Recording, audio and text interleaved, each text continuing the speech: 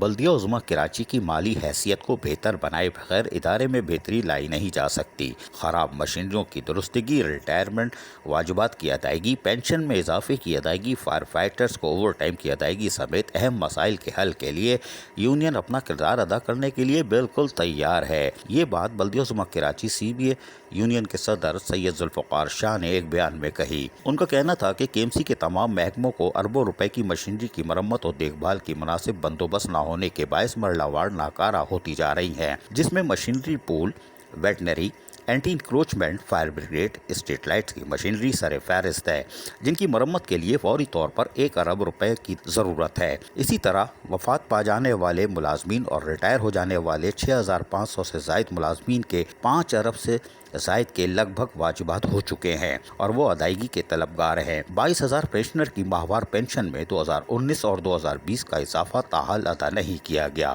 Fire fighter کے 28 ماہ کے اوور ٹائم کی بھی ادائیگی نہیں ہو سکی، جبکہ KMC کے حاضر سروس 13,000 KMC ملازمین اور افسران بھی 2016 کے 3 ماہ کے اضافے اور 2019 کے 10 ماہ کے واجبات سے تاحال محروم ہیں۔ آمدنی اور ریکوریز پر تاحال کوئی توجہ نہیں دی جا رہی۔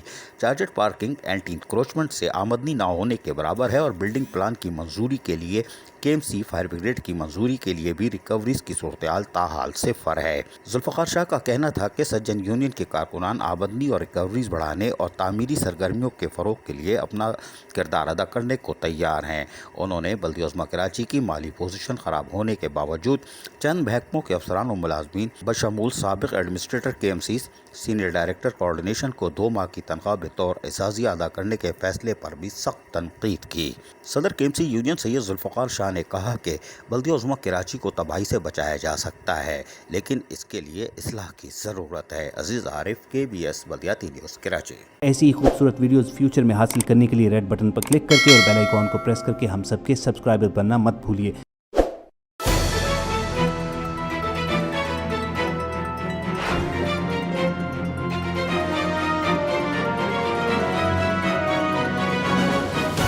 KBS بلدیاتی نیوز